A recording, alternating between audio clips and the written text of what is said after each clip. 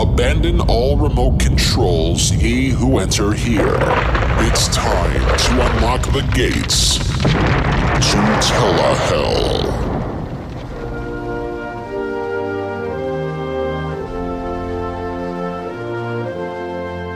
Comparatively speaking, the British puts on a classier kind of TV show than the US. They've done this so much that American TV executives are never too eager to borrow some of the more popular shows from across the pond. For example, the story about two single women who needed a roommate when their third friend moves away. The night after a party, they discover a mysterious man in their bathtub. Hilarity ensues for a little bit until it's revealed that the man, an aspiring chef, has no place to live. The two single women take a chance and take the man in on the condition that they have to convince their downstairs landlords that the man is gay, even though he isn't. Hilarity continues to ensue for many years, with one story after another of big misunderstandings. If that story sounds familiar, it's because it started in the UK as a sitcom called Man About the House. But later on, TV executives in the US took that idea and turned it into the long-running Three's Company. Come and knock on our door. Come and knock on our door. We've been waiting for you. We've been waiting for you. Where the kisses are Hers and his. Three's Company too. That's just one of many examples of a transatlantic transplant done right. And for the most part, the track record for bringing these shows across the pond has been positive over the decades. Which brings us to Fawlty Towers.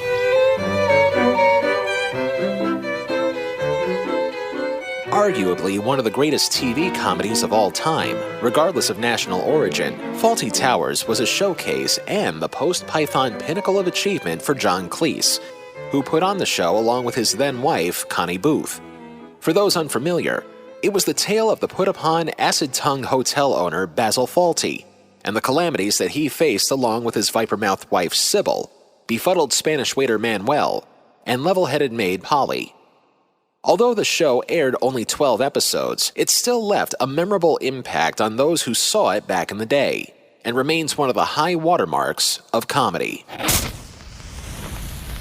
So naturally, American TV executives that were watching the show were beyond convinced that they've come across yet another British magic bullet that was certain to become the next great adaptation. Thing is, there's a reason why things that are considered perfect are never to be messed around with by those who don't understand its powers. It's a lesson that the so-called experts of television had to learn the hard way, as this show managed to find permanent residency in a hotel that has no amenities, no room service, and a serious problem with its air conditioning. This show wished it checked in to the Hotel California, but instead finds itself booked at the Motel 666 that we call Telehell.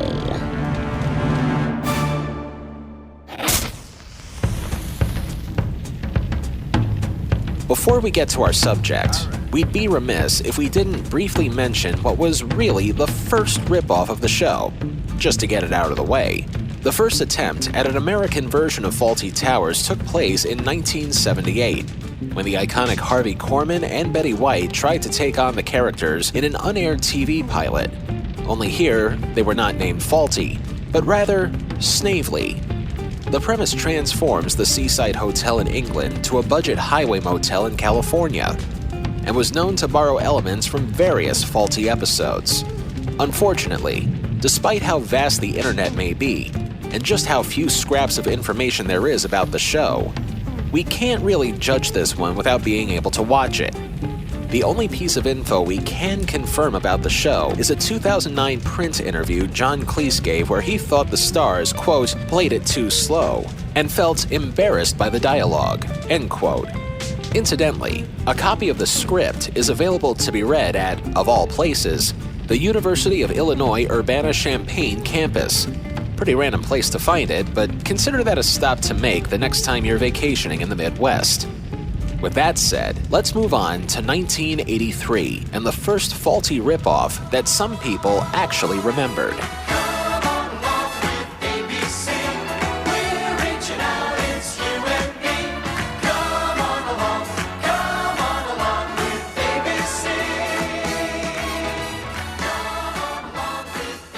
powers that be at the ABC television network felt that enough time had passed between then and the time the original Fawlty went off the air in 1979 that they should give Americanizing the classic show another shot. With the network and its aging repertoire of hit shows trailing behind CBS's continued dominance and NBC stealthily sneaking back into second place, the Alphabet Net realized they needed to play catch-up for the mid-season. While the network did have drama locked up for the mid-season of 1983 thanks to two memorable miniseries, The Winds of War and The Thornbirds, ABC still needed a funny bone transplant. With shows like Laverne and Shirley and Too Close for Comfort coming to an end, replacements had to be lined up. Enter veteran TV writer Elliot Scheinman, whose resume at that point had only been limited to a sparse number of TV movies. But more importantly, he also penned several episodes of the sitcom Maude. And then there's Maude. And then there's Maude. And then there's Maude. And then there's Maude. And then there's Thanks to that earlier connection, it was easy for Scheinman to get in touch with Bea Arthur, who had been off series television for about 5 years at that point. Scheinman proceeded to pitch Arthur on the idea of a new Fawlty Towers remake. The convincing didn't take too long since Arthur was already a fan of the original. So after some quick deal-making, Arthur agreed to a 13-episode first season to bring the new adaptation of Fawlty to American shores.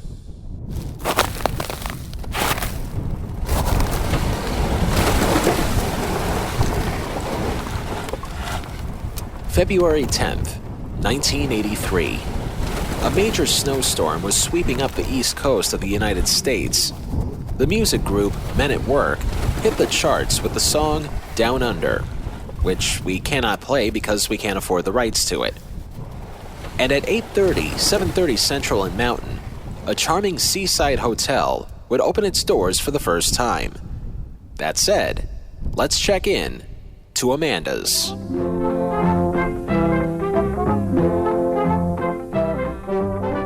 On the surface, Amanda's, or as it was known internationally, Amanda's by the Sea, looked like any other sitcom about a person trying to maintain a small business. Of course, that would be easy to say if there wasn't already something deceptively similar to compare it to. Thing is, Bea Arthur was an established star with numerous accolades under her belt. Certainly, she wasn't going to be content playing an Americanized version of just Sybil Fawlty, which is why the biggest distinction for this series was the notion of Arthur playing both Sybil and Basil combined into one character, Amanda Cartwright, marking one of the first times on television that role reversal from the original product had taken place. The idea was more intriguing than it was problematic, partly because of Arthur being a known name, so perhaps the twist would work out. But without an antagonistic husband and wife dynamic to move things along, who would Arthur spar against during the show? Well, let's begin with the one thing they got right while porting the original Fawlty, the casting of the foreign bellhop. In the UK, the late Andrew Sachs played the memorable Manuel. In the US, the character became Aldo and was played by late comic actor Tony Rosato, who at the time was let go after one season of a recently retooled Saturday Night Live. Where's David? The man who was sitting here. Where is he? Oh, David, he go up. He what? He said to me he don't want to eat. So I say to him, go up to your room. Although the character paled in comparison to the original, at least Rosato put in the effort, which is far more than can be said for the rest of the cast. In place of an actual Sybil, Arthur's character would be pitted against her son, played by Fred McCarran, and her spoiled daughter-in-law, played by Simone Griffith. Sigmund Freud would have a field day with that. Also trying to match wits would be veteran actor Kevin McCarthy as Arthur's brother-in-law, and as the main antagonist, a banker straight out of the Snidely Whiplash playbook simply named Mr. Mundy, played by Keen Curtis. This is where we get to another problem with the show, the fact that there were too many adversaries for Arthur to face, when in the original show, Basil Fawlty's own worst enemy was really himself and his arrogance, and that the people he sparred with were either outlets or extensions of that. But perhaps we're getting ahead of ourselves since we have yet to look at the pilot episode. Maybe Arthur will play things slightly differently considering she's practically playing two characters at the same time. As we mentioned, this was a 13-episode commitment, But for brevity's sake, we're only going to look at the pilot episode. We should also preface this by stating that McCarthy and Curtis do not appear in this episode, but that another antagonist will, just so there's no further confusion. It's here that we're also going to do a little bit of compare and contrast, because the pilot episode of Amanda's took quite a bit of liberty with one particular Fawlty episode. Though not exactly word for word, see if you can figure out which one. We begin with this exchange between Amanda and a couple looking to check in. Aldo, please take our charming and distinguished guests up to room 102. Okay? Distinguished guests. Well, would you take these cases to room 7, please? Huh? Okay. You'll have to excuse him. He thinks from Boff Toronto. is a locale. He thinks what? You know, some zone, some province in equatorial Turkey.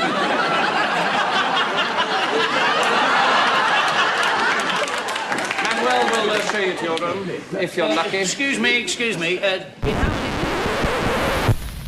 Oh, right. I forgot this was a podcast. I have to explain the visual gags, don't I? Okay. For those unfamiliar, this is the gag where Manuel doesn't quite understand the command to take a guest's bags upstairs, to which Fawlty tries to explain things to Manuel using flashcards. Amanda does the same, except the writers carelessly forgot the punchline to that piece, where Manuel holds up a single card that says "okay" in response. Cue the audience laughing.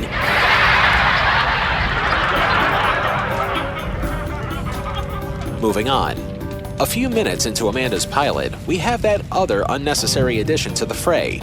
A rival hotel owner who goes by the name Mr. Krinsky, played by Michael Constantine, who essentially tries to give us our main deviation from Fawlty. Amanda, you really underestimate me. Don't you think I recognize that this hotel is an extension of you? The charm of this building makes it a local landmark, which I promise to preserve forever as a monument to your dedication. You want to rip it down? And put up tennis courts, Right. of course. It's also during this exchange where the main plot point of the episode kicks into gear. Once again, listen carefully to where they might have drawn inspiration from their British counterpart. Marty, would you come in here? Yeah, Mom. Marty, when is that hotel critic due? About 2 weeks. What do you mean about?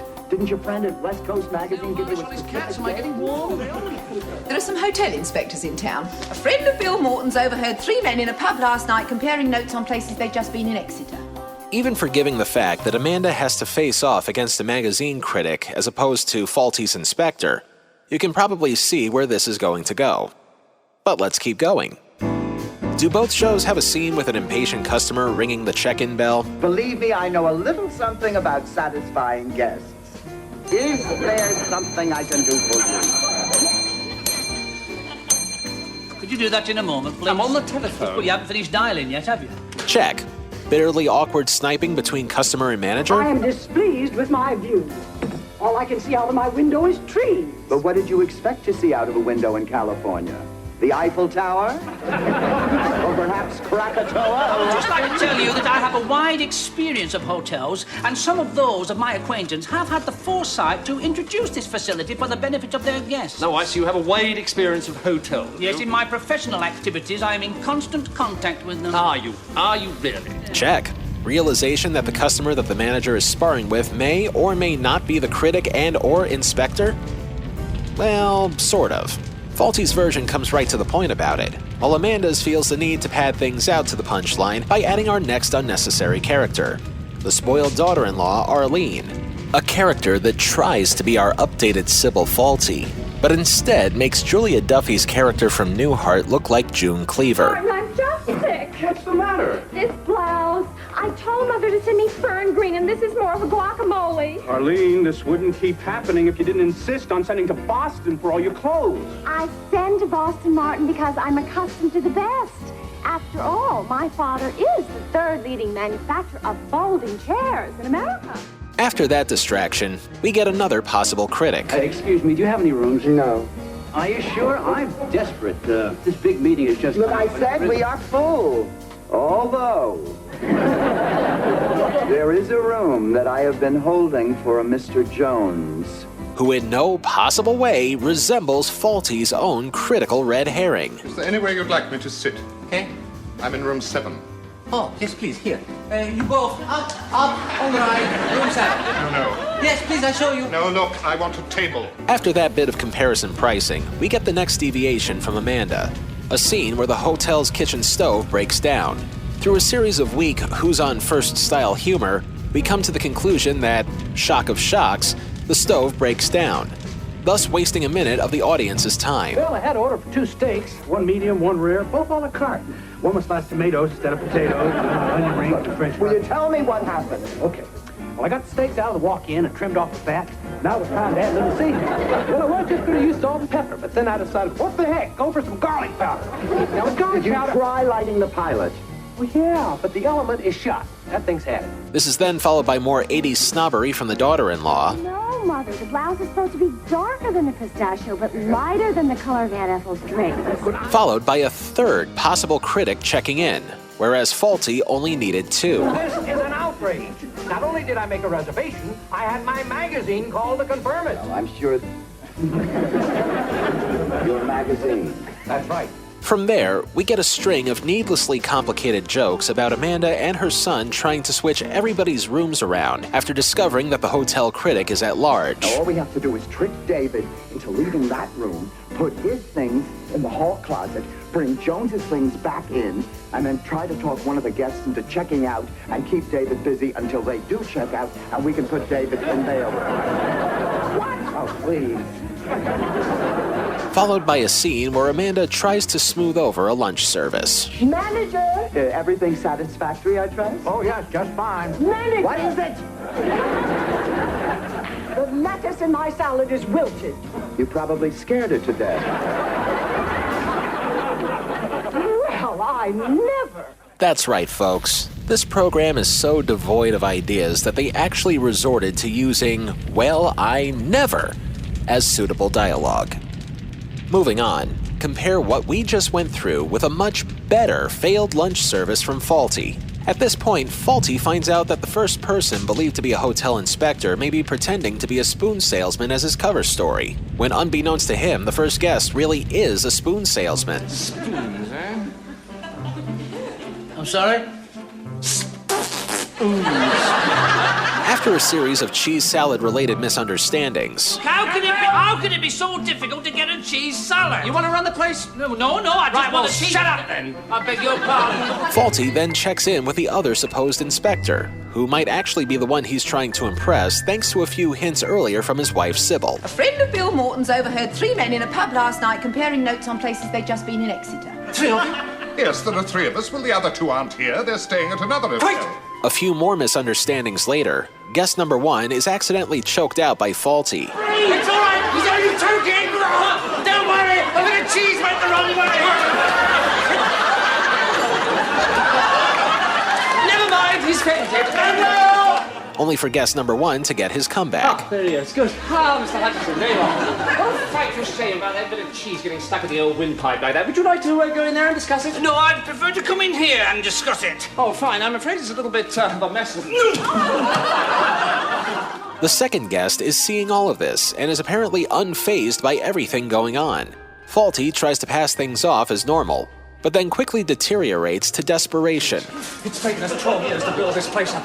Don't put this in the book. We're finished if you don't. Please don't. Book? What book? The hotel guy. Oh, sorry. I shouldn't have mentioned it. What have I done? Until eventually, guest number 2 reveals his true colors. Nothing to do with any hotel guide. I'm down here for the exhibition. I sell outboard motors. All right? Basil, realizing that he's now in the clear, decides to get revenge on his first guest. Just as 3 well-dressed gentlemen, the real inspectors, enter the hotel. 26 bedrooms, 12 with private bathrooms. Yes, well, why don't you have dinner here, and Chris and I can try the Claremont. Okay. The owner's one Basil Fawlty.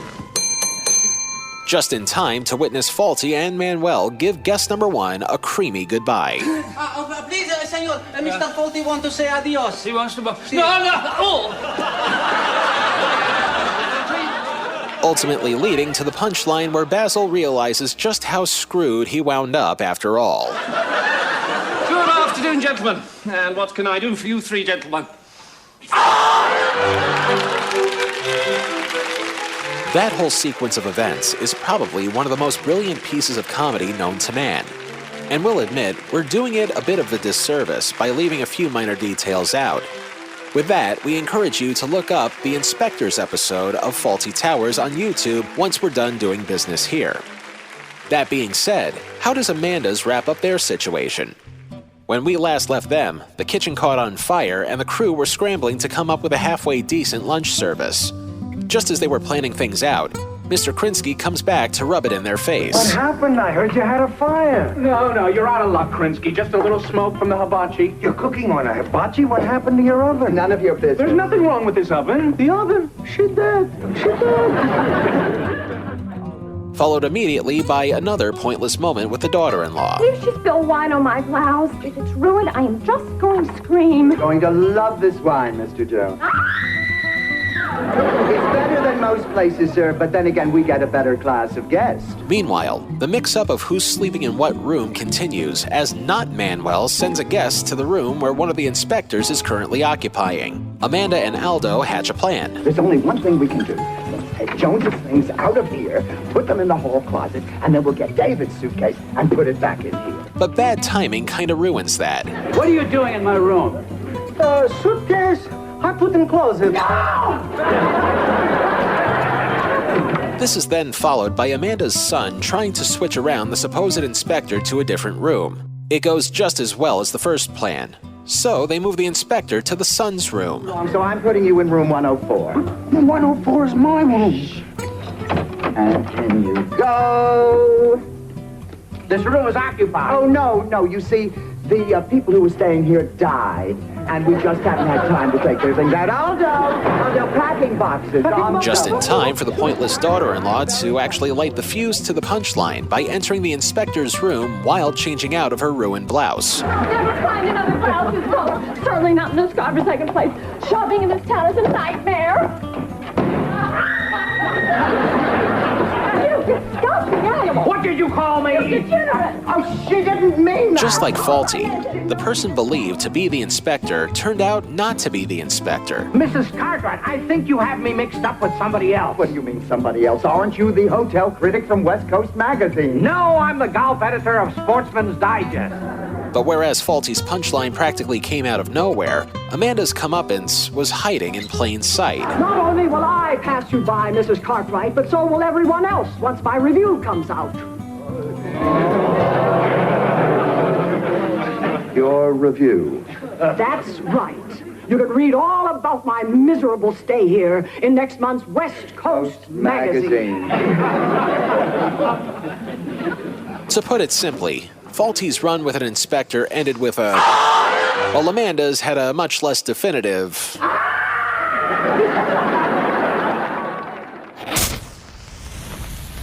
Amanda's was closed after 10 aired episodes, with rumors of 3 unaired episodes being put on in the foreign countries that actually aired the program. And we dare you to watch every single one of them on YouTube. Otherwise, the results of the pilot pretty much speaks for the series on a whole.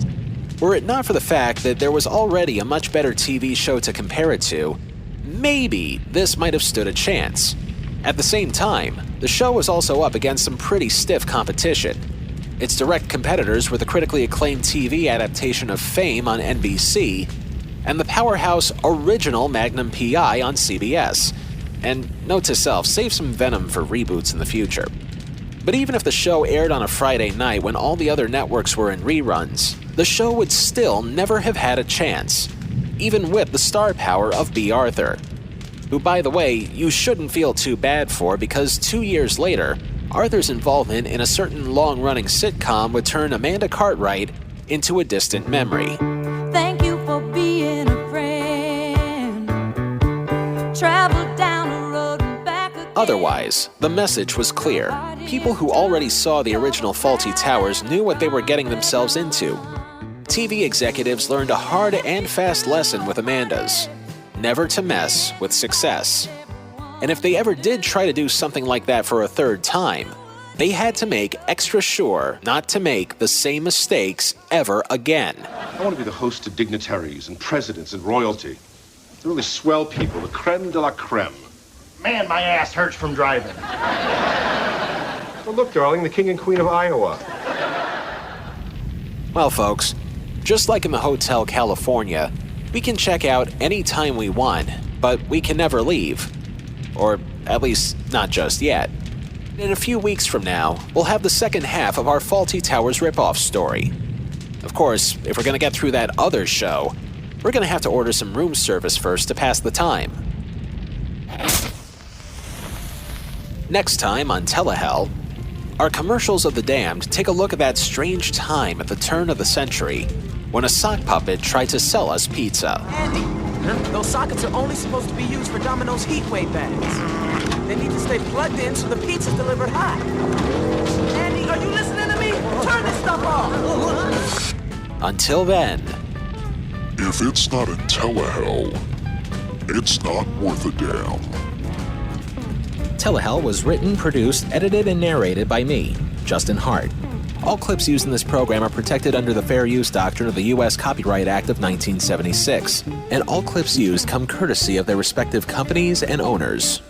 Some of the music used in this program comes courtesy of YouTube and their audio library service. Telehell is a production of Horton Road and is distributed by Libsyn.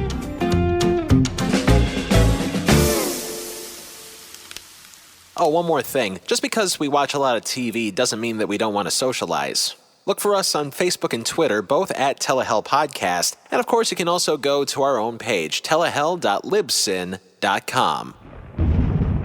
And don't forget to like, comment, rate, and subscribe to us on Apple Podcasts, Spotify, and Libsyn. Just search for Telehell.